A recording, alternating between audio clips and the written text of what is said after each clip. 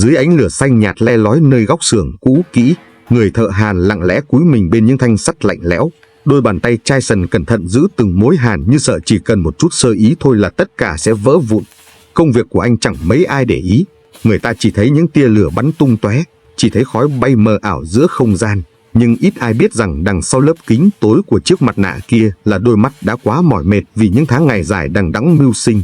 Ánh lửa hàn cứ chớp tắt, còn cuộc đời anh thì lặng lẽ trôi đi, giản dị đến mức không ai nhớ, không ai nhắc tới. Bộ quần áo lao động quen thuộc đã sờn vai, đôi găng tay dày tưởng chừng như có thể che chở nhưng cũng chẳng ngăn nổi cảm giác nóng rát len lỏi vào da thịt. Những vết bỏng nhỏ, những vết sẹo cũ đan xen nhau như dấu mốc của từng năm tháng. Anh làm việc trong tiếng máy ồn ào, trong cái nóng hầm hập, nhiều khi quên cả thời gian, quên cả bữa ăn chỉ để kịp giao một sản phẩm thật chắc chắn cho khách hàng. Người thợ hàn ấy không phải là người hùng, không có hào quang, chỉ có những mối hàn thẳng tắp âm thầm nằm đâu đó giữa cuộc đời. Mỗi mối hàn đẹp là cả sự kiên nhẫn, là hàng trăm lần luyện tập, là nỗi lo lắng nếu chẳng may chỉ một chút run tay thôi cũng có thể khiến sản phẩm hỏng, công sức đổ xuống sông xuống biển. Giọng đọc được tạo bởi vb.vn. Anh hiểu nghề mình vất vả, lại nguy hiểm, nhưng vẫn bám lấy như bấu víu vào một niềm tin mong manh rằng chỉ cần cố gắng thêm chút nữa thôi, cuộc sống sẽ khác.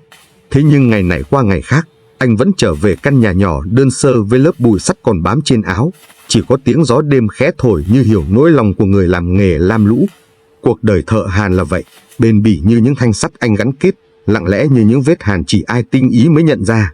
Người ta có thể bước qua bao cây cầu, bao khung cửa chắc chắn mà chẳng bao giờ nghĩ đến người đã làm nên chúng.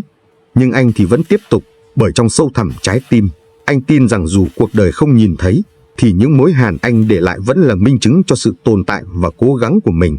Nếu một ngày nào đó bạn vô tình đi ngang qua một xưởng hàn nhỏ bên vệ đường, nhìn thấy ánh lửa xanh lập lòe giữa chiều hoàng hôn buồn bã, mong rằng bạn sẽ nhớ đến câu chuyện lặng lẽ này, về một nghề bình dị nhưng đầy nỗi niềm. Và nếu đoạn video này chạm đến trái tim bạn, xin hãy để lại một like, một chia sẻ và nhấn đăng ký kênh để ủng hộ mình. Sự đồng hành của bạn, dù chỉ là nhỏ bé, cũng đủ làm ấm lòng những người đang âm thầm làm nghề như thế này. Cảm ơn bạn rất nhiều.